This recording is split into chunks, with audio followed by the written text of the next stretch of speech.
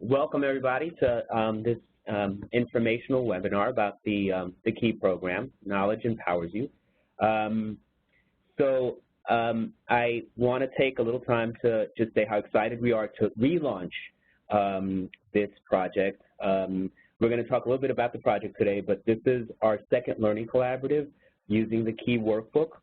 And again, we're really excited about launching this today in this informational webinar. Our goal today is, So I'm Jim Rodriguez, and I am going to be coordinating things on this project. I'm here with Anthony Salerno, whose KEY is the brainchild of, and he is going to be talking a little bit about the background of KEY. We're also joined by Jason Jones, who's been helping us a great deal with revisions, and Brianna Gonzalez, who is coordinating this webinar. Our goal today is to provide you with enough information to make an informed decision about your participation in KEY, and that pun is very much intended. We hope that you'll be able to join us, but we don't want to overwhelm you with too much information. We will have questions and answers at the end. So we're going to give you a little bit of background on self-efficacy and decision-making, which is really the foundation of the KEY Workbook. We'll talk a little bit about the goals of KEY and the anticipated benefits for your organizations, for clinicians, for youth. Again, we'll talk about the development of KEY and give you an overview of the KEY Workbook and the content, and sort of how we envision implementing it and the support that we hope to give you in implementing these programs at your site. And then we'll end with some question and answers. Hi, everyone. This is Tony Salerno. I'm joining Jim Rodriguez in this project. You know, what we've done here is to try to create a resource that is going to make life easier for you. And it will also help you to help young people, you know, who are really in that sort of transition age to like adulthood. And so we worked on really developing a curriculum and a group-based intervention to build really on the strengths of young people, helping them to make informed decisions about really important life areas, and to increase their sense of self-efficacy. And if that all makes sense to you, if you're working with transition-age youth, and that's an area that you focus on as well, then the KEY may be something that's really right for you. So why is it really important? Now, the youth that you're serving who have mental health, substance use, or other sorts of difficulties really are in a difficult place. It's tough enough just for young people who may not be dealing with some significant mental health or substance use issues, you know, to really make some of those decisions, those developmental tasks around relationships and school and work and really developing goals for your future. But folks that you're working with really struggle, and they do have an increased risk for dropping out of school or incarceration or substance use, early pregnancy, a lot of like factors that really aren't the result of informed decision making, but it's the result of a lot of impulsive types of like behavior of kids, of young people really not thinking things through.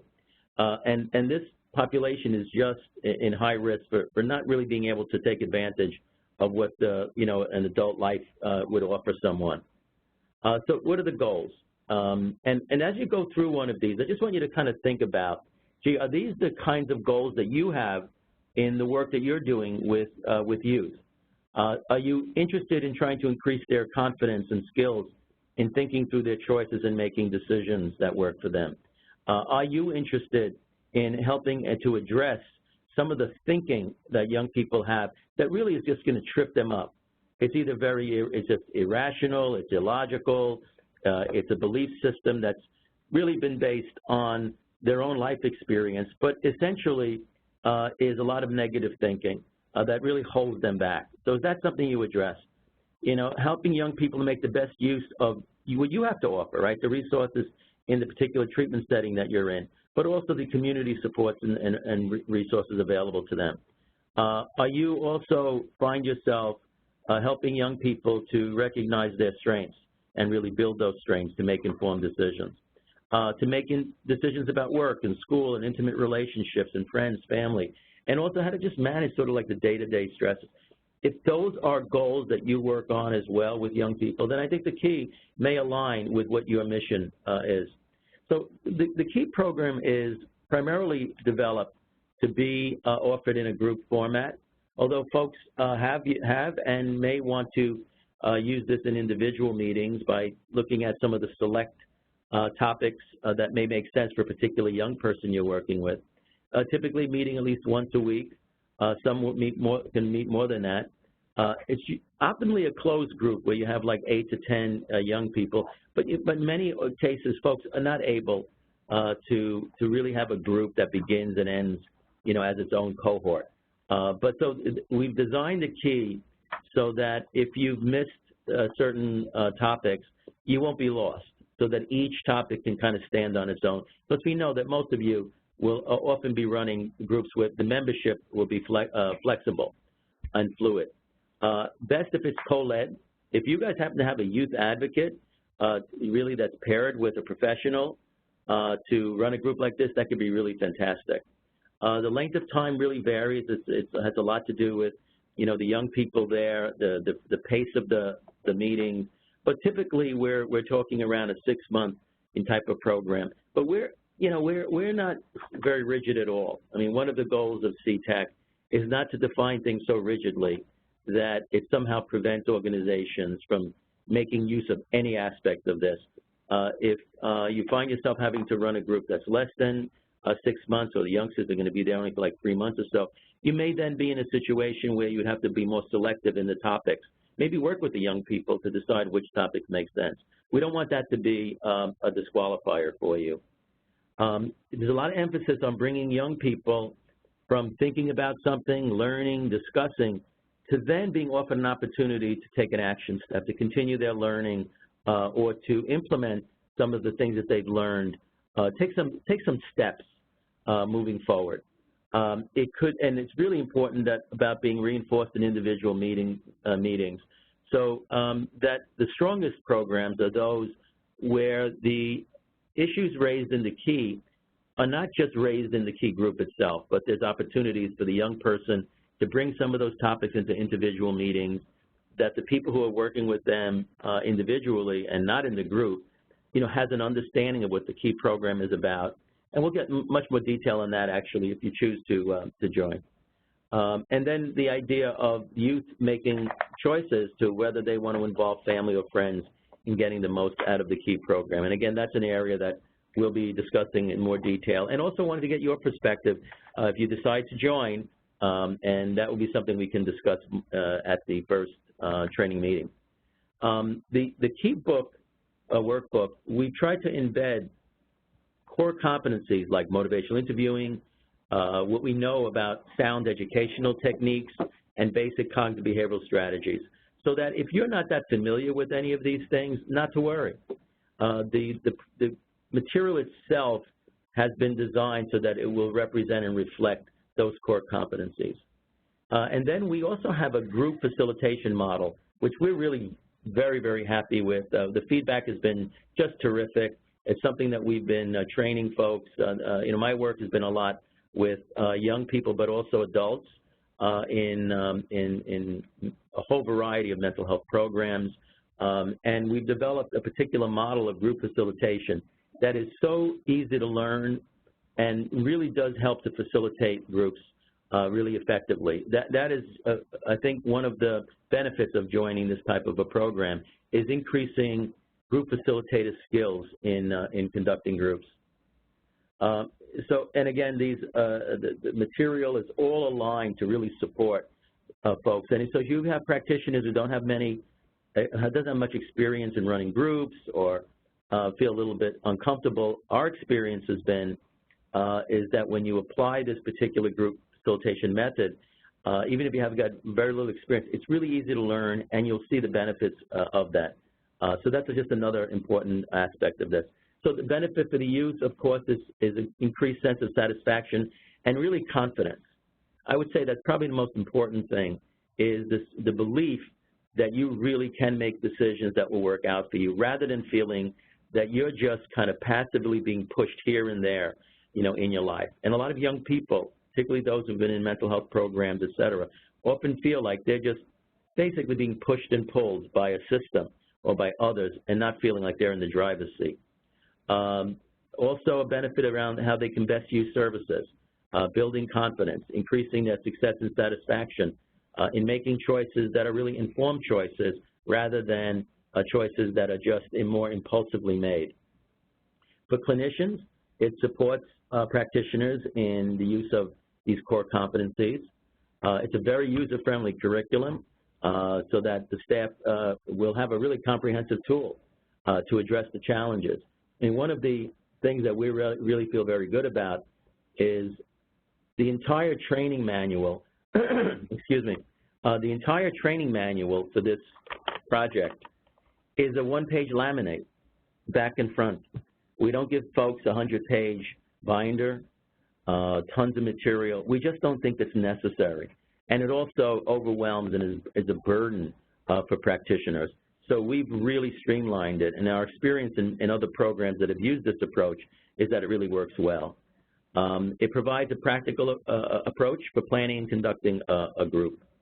For the organization, it gives you really a practical vehicle to promote all these concepts of recovery-oriented, person-centered. There's a lot of talk about that, but really, what does that really mean? Besides being an abstract kind of concept or value, it's like, really, how do we actually put this into practice?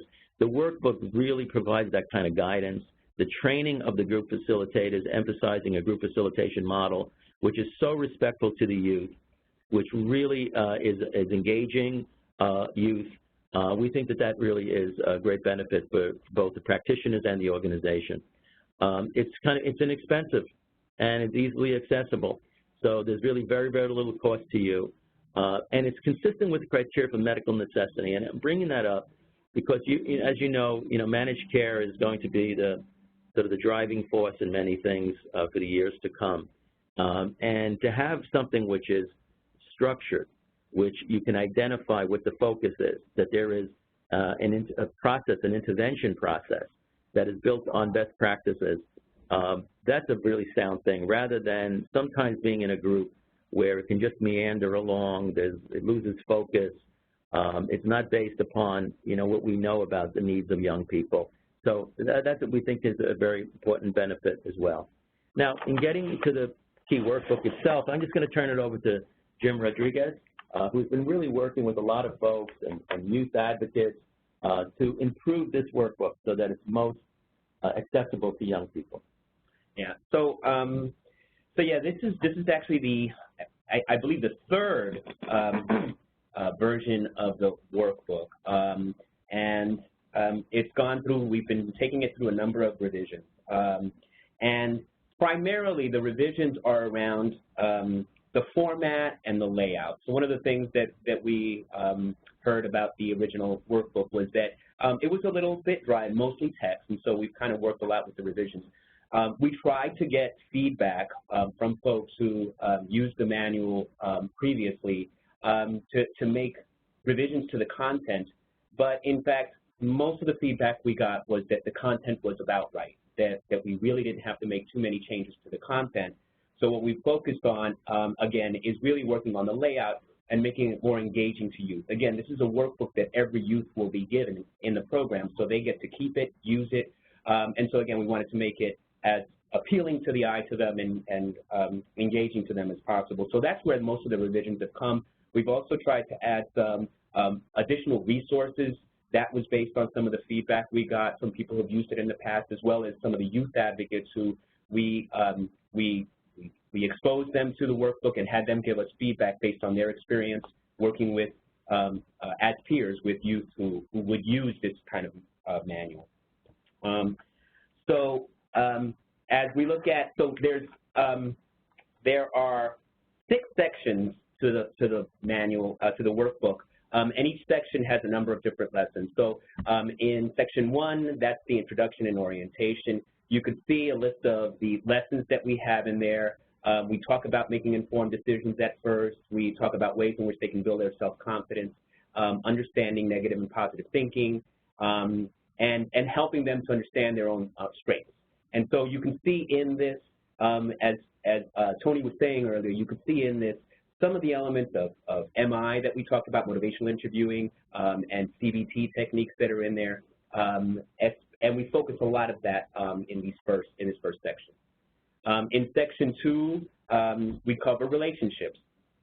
Repeatedly, from people who we've gotten feedback from, repeatedly, this is probably the section that for youth is extremely significant and meaningful.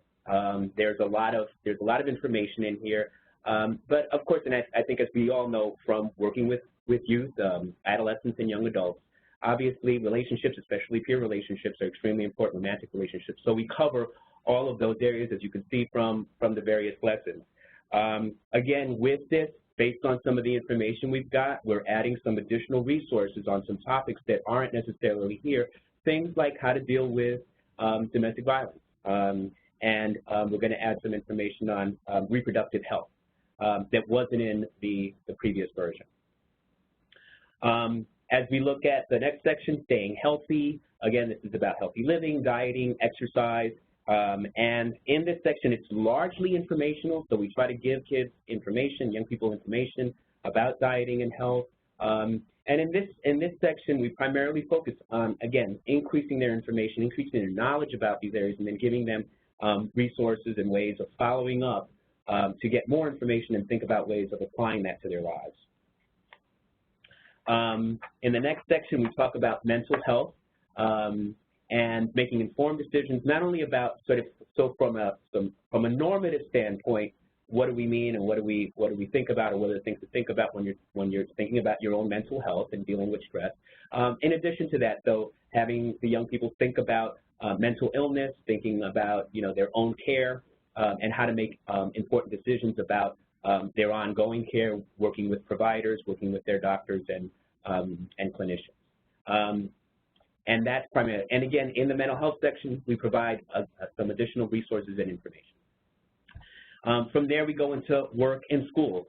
Again, largely informational. We give them some information about the importance of work and school, give them information about, and actually, in this case, we give them some resources to help them think about and reflect on their strengths and weaknesses or areas in which they may want to pursue careers or education. So we really focus on that, on helping them think about where they want to go in their lives with regards to work and school. And then the last section is it's a wrap-up. It's having them think a little bit about their progress, what they thought about KEY, but also beginning to sort of lay the groundwork and the foundation for having them think about using this information to move ahead and make and identify some specific goals that they might try to address after their graduation from KEY. So the first poll question we have is, we want to ask you all, in terms of the topics and the sections that we've covered so far, how important are these topics to address the needs of transition age youth in your program? And if you can, let us know. Very important, important, somewhat important, or not very important.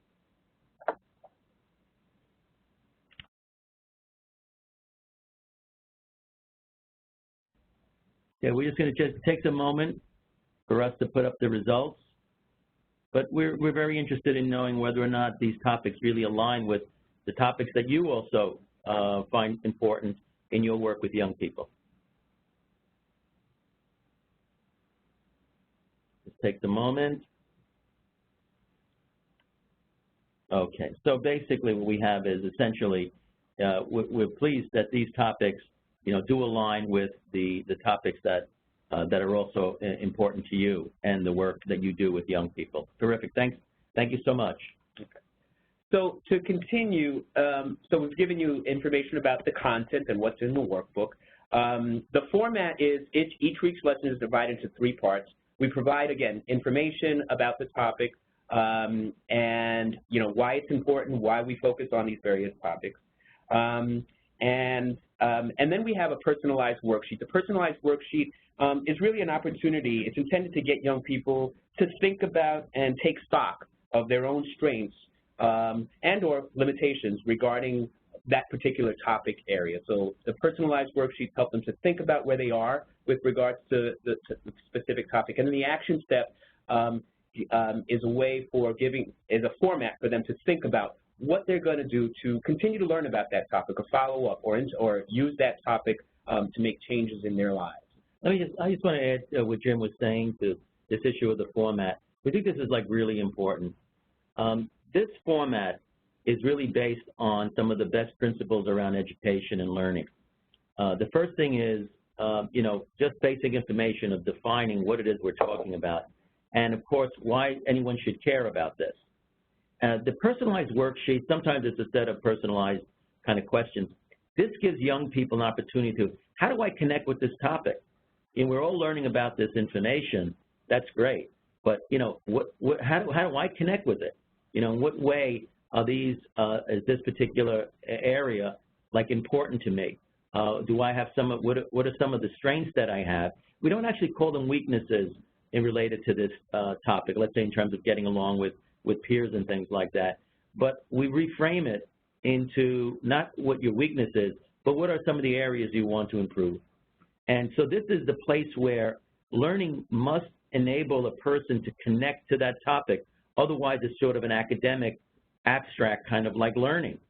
And then the other piece, which sometimes is missing in other types of approaches, is inviting the young person to decide on whether or not they want to go forward with learning more about this information, or they may have made a decision to apply some of the things that they've learned in their own lives. So it kind of helps them to go from information, personalizing, and then do I want to take a step? That is the biggest challenge that we have in this entire field, because ultimately we want people to apply what they have learned, not just acquire information, but to apply that in their own lives, even in the smallest way. That's really advancing development.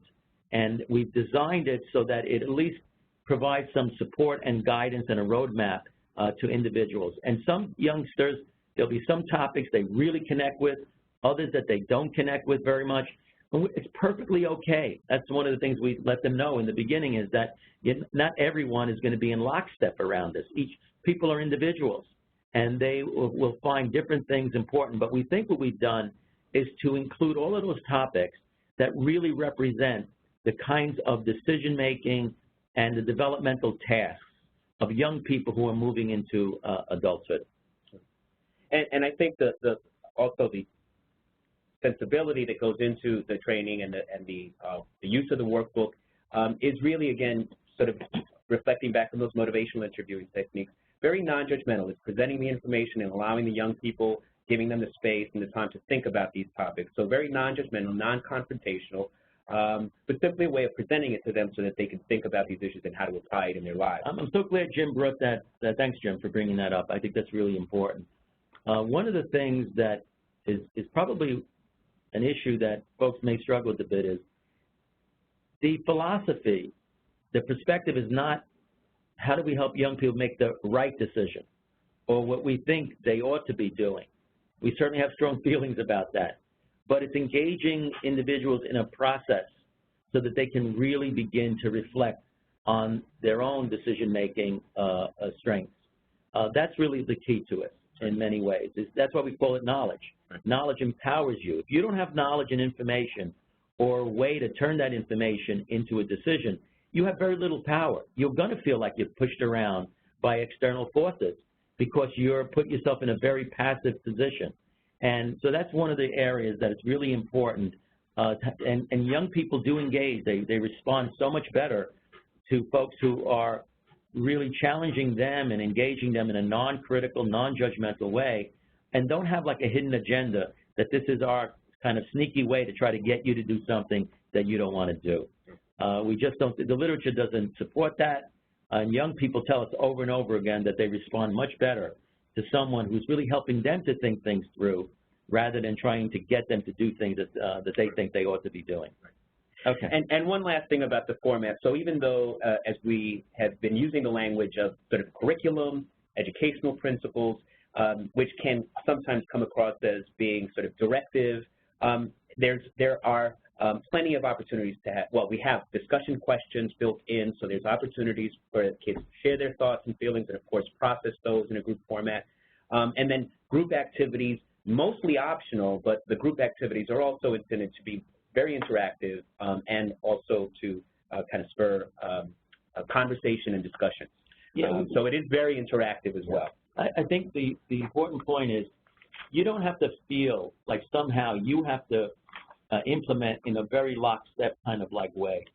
We want you bring all of your clinical experience and your knowledge to the table.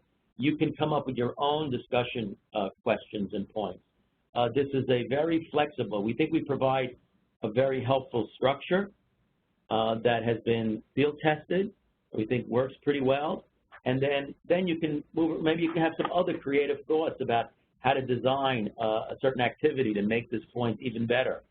We welcome that. In fact, we'd love to get feedback and learn more about the ways in which group facilitators who participate, some of the strategies they thought would really work. Right.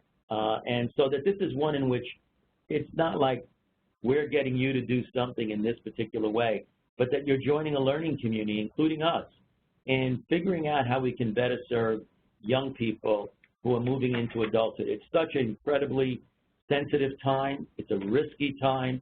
If it's supported and done well, the person's trajectory in their lives can be so much different. If they don't, then you have some of those negative outcomes that we had identified before.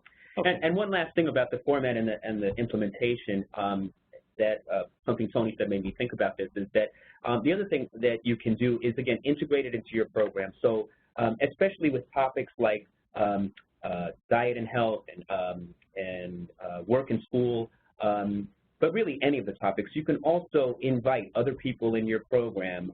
We've heard instances and examples of people bringing in a dietitian to join the group and be part of the presentation when we talk about dieting and health. Or have someone come in and during the vocational, during the work and school sections, come in and talk about sort of different vocational education as well, and provide information about within the program that can help them make some decisions. So again, you can build on this program by including others from the community or from within your own programs. So what we learned from the previous pilot study of KEY. First, we got some feedback from group facilitators. In many ways, if you look at the sort of feedback and the comments that are made, they are very much in line with the goals, our goals for clinicians. That is to give them an easy, usable, easily implementable curriculum that, again, they don't have to do a lot of preparation, a lot of work before the groups to be able to implement them. Making it easy to use, and of course having some impact on the youth, having something that they can use that kids actually turn into workable steps for themselves in their lives. We also got feedback from youth themselves, and you could see here, again, very much in line with what our goals were. You could see the youth had very positive, many of the youth have positive experiences, and we sort of get at some of the things that they felt. Of course, being in a group, for some of them, that alone gives them a wonderful experience, but also, as you can see, some of the comments have to do with them being able to achieve their goals, having something that is sort of organized, and but also helps them to connect with others in a fun, engaging way. And some of the perceived benefits that you've talked about, helping them create their goals, helping them become more inquisitive about certain topics. So you can see in many ways we got a lot of positive feedback from the original implementation of KEY project. And so it again, very much in line, some of the youth talked about them being able to reach their goals, to give them greater confidence. And again, this is from some of the feedback that we got, but facilitators also told us things like after they did the groups, they can see the youth going online, getting more information, having discussions amongst themselves after the group is over, or in small groups later on within their programs, having ongoing discussions about these various topics. So now we're going to talk a little bit about the Learning Collaborative and that process, and Tony will talk a little bit about that. So in a way, this webinar is about helping you make informed decisions of whether the KEY is really right for you. And so we wanted to present some information around what the topics are, the format, and also what some folks who've been involved in a program like this, have to say about it.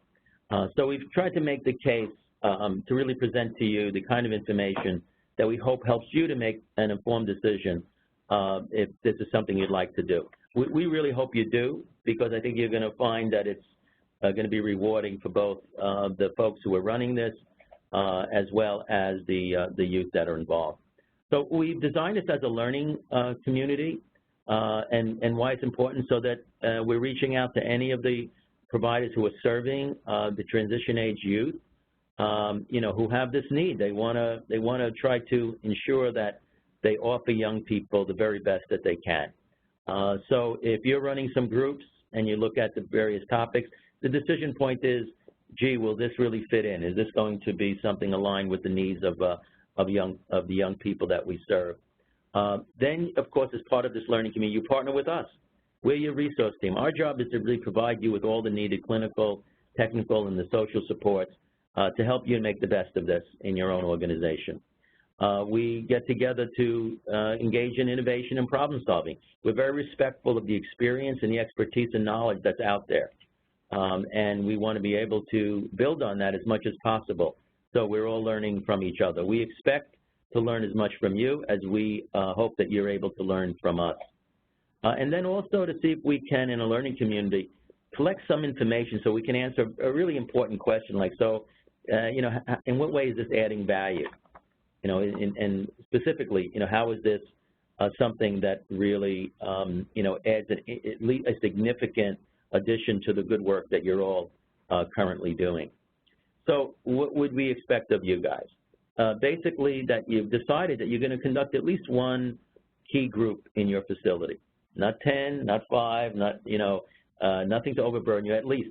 It pretty much, if you can do at least one, but if you wanted to do 4 or 5 groups, if you thought the size of your organization and the clients that you serve, you wanted to do more, that's up to you.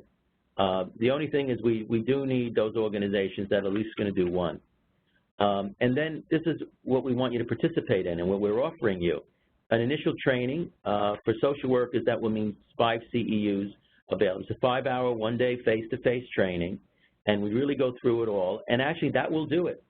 The material provides enough guidance. As I mentioned, we have just a 1-page laminate to be a practitioner's guide. This helps to really build on the current skills and knowledge that folks already have. Monthly small group calls, that's really when we have some calls that you'll be on the call with maybe 2 or 3 other organizations, and you get an opportunity to address issues, any challenges, barriers, problems, successes, new strategies you've tried, some creative approaches. It's really a chance for you to, basically have a conversation with your counterparts from other parts of New York State. And then we'll have a couple of additional webinars that will just sort of like update you in terms of maybe lessons learned. I mean, that's what we're going to be really doing. All the issues and questions that come up, we'll compile those and put a webinar together to address a lot of those common questions that are raised. We also would like you guys to build in some regular supervision. We think it's important that the group facilitators just don't kind of go off on their own and just kind of running the group, and the supervisor is very minimally involved. Again, this is what we would expect. This is what we would hope you bring to the table.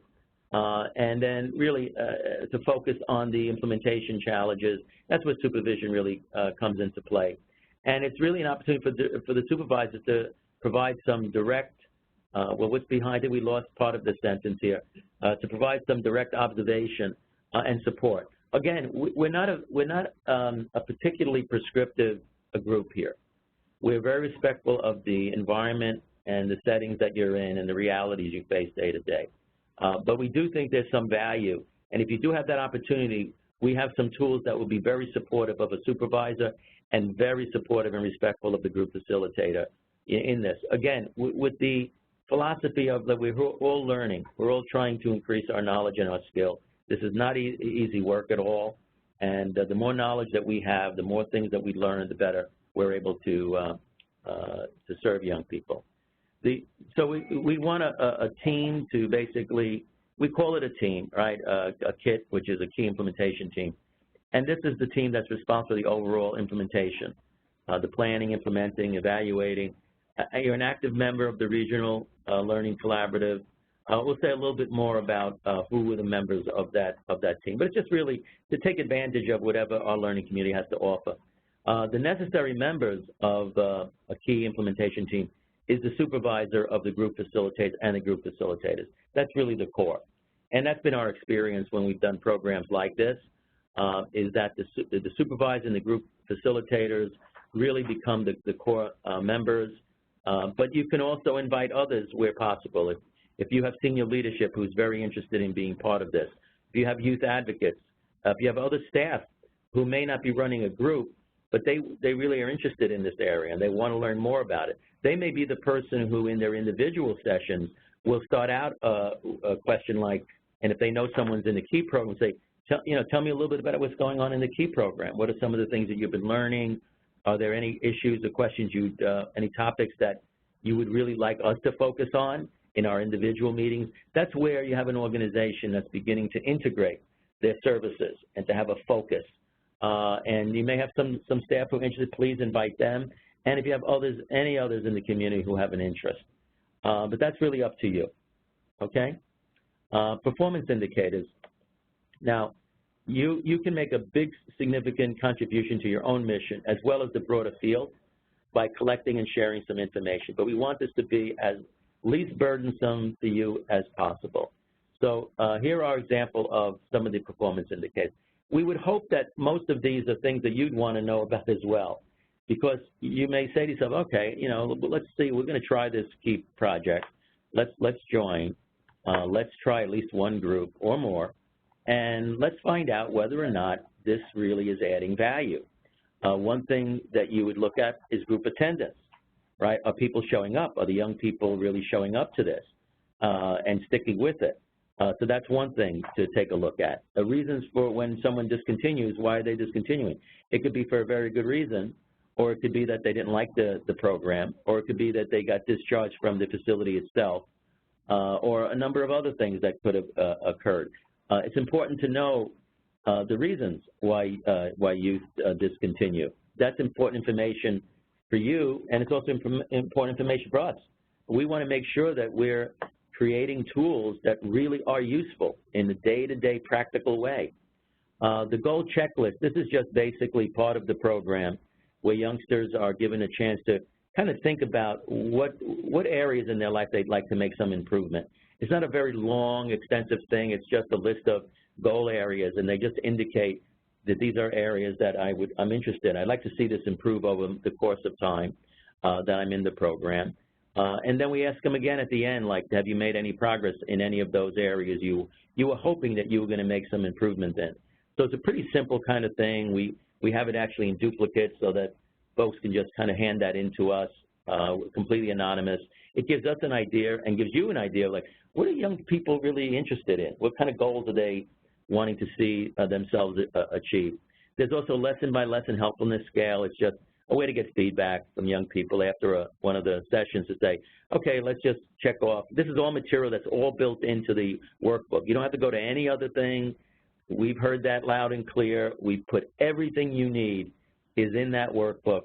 And then the only added thing is that one-page laminate that's in addition to that. Well, and if I can add one thing, so yes, everything we talked about except for that last bullet point. So we also encourage sites, and of course we're perfectly fine with it. If you have your own performance indicator or scales or anything like that that you want to look at for kids in your program, of course you can add that as well. Absolutely. This is really a list that we have included, but if you have other ways of maybe measures that you currently use around satisfaction or benefit, please always feel free. And we're available to consult and provide support through the CTAC. We have many resources available. So also if you're interested in doing something that you don't have readily available and you want to, look at self-esteem or look at depression or look at any other, we can help you find scales right. and put you in contact with people who can help you with that. But we'll leave that up to you. Yeah. That's a decision that you guys can come to.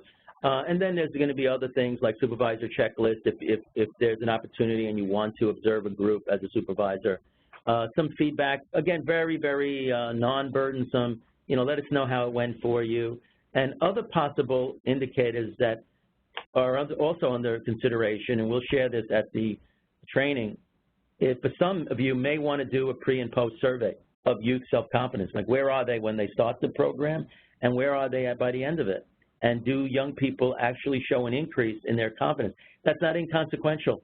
When human beings believe that they can have greater control over their lives and more confidence in making change, that activates behavior. If they don't have that confidence, it deactivates behavior. And then some program-specific information that you guys are like interested as Jim was mentioning. So here are the activities. We're going to have another informational webinar on January 26th. We have a lot of folks who've actually signed up for that. If you'd like, if there's other people in your organization who weren't able to get on this, please invite them to the 26th informational webinar. The application, if you want to join, a very, very streamlined application by January 30th. And then we'll schedule the in-person 5-hour training with CEU credits between February and April. We'd like folks to implement the group somewhere in March to April of this year. We'll start some small group calls in April through October. We'll have a little webinar in July, and then really start winding down in terms of the group and really working with us to kind of answer some questions in terms of how did it go? What was some of really the benefits associated with this? So let's just kind of get some feedback from you. So how beneficial would you think the key is to your staff, particularly those who would be running some groups? So how beneficial? Would it be very, or beneficial, or somewhat beneficial, or you just don't think it's going to be that beneficial? You can please, we'd just like to get a response from everyone in just a few minutes. Okay, we'll put up the results in just a moment.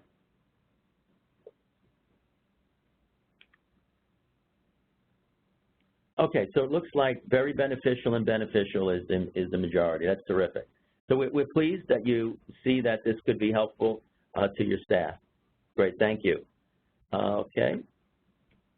So another is how beneficial would KEY be for the youth? When you think of the young people that you serve, what do you expect to be the benefit based on what you've heard so far? Very beneficial somewhat or not? Give folks a moment.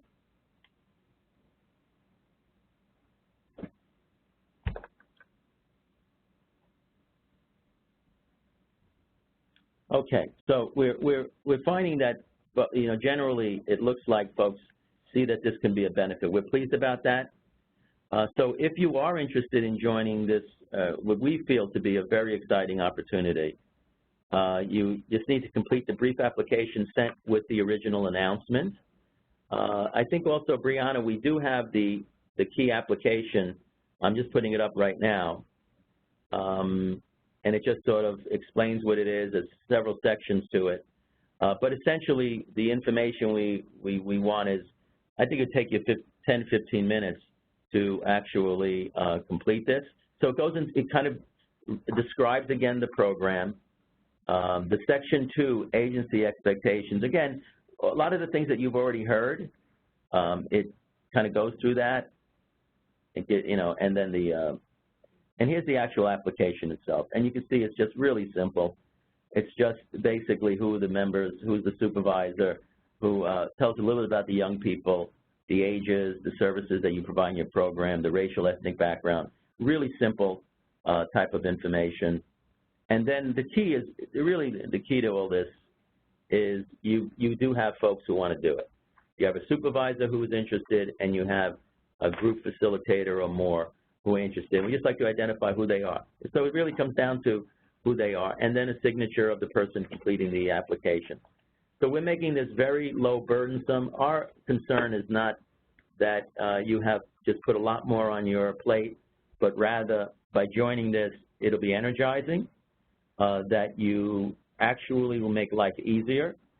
As someone myself who's run many groups over the years, groups are challenging. When you do have a structured process and a group facilitation model that's easy to learn and that works, it makes life so much easier. That's the feedback we have gotten over and over and over again from folks.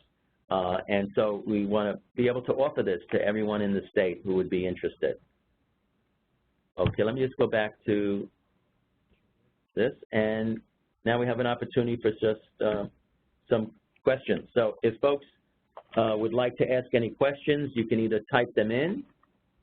Brianna, can you let folks know how they can ask questions?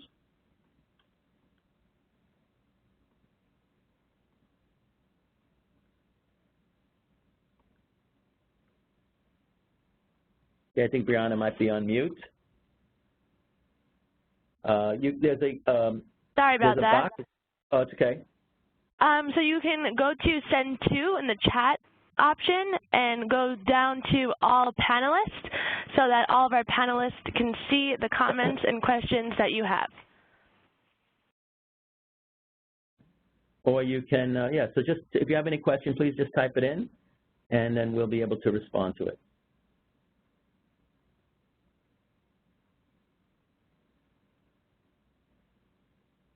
Hey, Brianna, any questions coming in? No questions so far. Okay. I think Jim and I did just an unbelievable job of describing everything, that we've answered every question that folks may have. Let me just give it another minute or two, folks, to think about any question, concerns, or positive comments any comments you want to really share with us.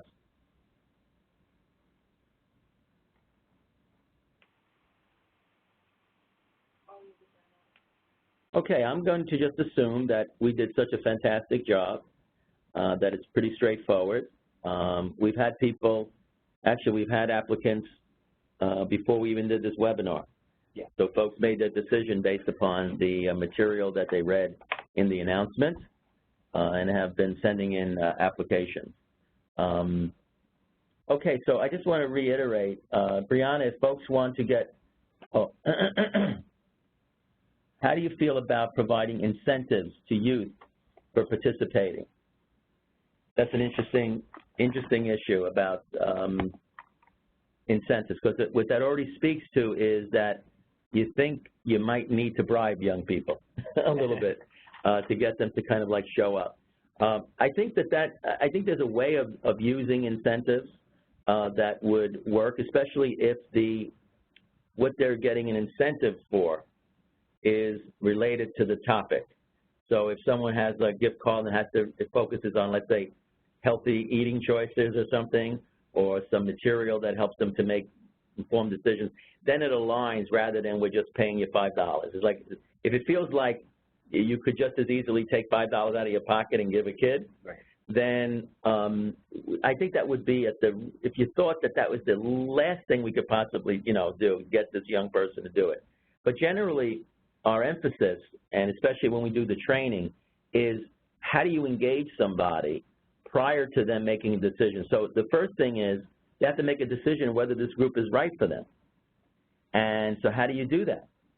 And that's going to be the process. We think what happens a lot of times is that there isn't that initial preparation with the young person, because ultimately what's going to make a difference is the young person experiences this as really addressing a felt need. Right. Right. And so that's the first step, and we're going to be doing the training around that. The use of incentives, I just have to be, it's a little tricky because what does it mean that you show up for the first group?